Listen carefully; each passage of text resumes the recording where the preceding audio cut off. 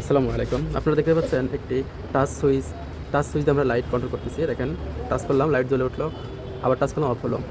বেশ ভালো করে দেখেন, আমরা একটা ডায়োডের প্রান্তে টাচ করলাম, লাইট জ্বললো, আবার একটা ডায়োডের প্রান্তে টাচ করলাম, লাইট বন্ধ হয়ে গেল। এটা কাজ করা হয়েছে একটা মোসফেট আর একটা লাইট আর কি। দেখতে পাচ্ছেন, ডায়োডের প্রান্তে আমি প্রেস করলাম, বাতি জ্বললো, আবার এই প্রান্তে প্রেস করলাম, অফ হয়ে গেলাম। চলো এটা আপনাদের আঁকিয়ে দেখ। এটা হলো 3205 একটি মোসফেট।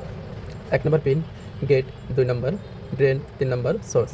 এটা একটি ব্যাটারি, একটা এলইডি বাতি। এলইডি বাতির প্লাস পয়েন্ট ব্যাটারির প্লাস প্রান্তে কানেকশন করা হয়েছে। এলইডির মাইনাস প্রান্ত মোসফেটের ড্রেনে কানেকশন করা হয়েছে। ব্যাটারির মাইনাস প্রান্ত মোসফেটের সোর্সে কানেকশন করা হয়েছে। আর মোসফেটের গেটে দুইটা ডায়োড ব্যবহার করা হয়েছে।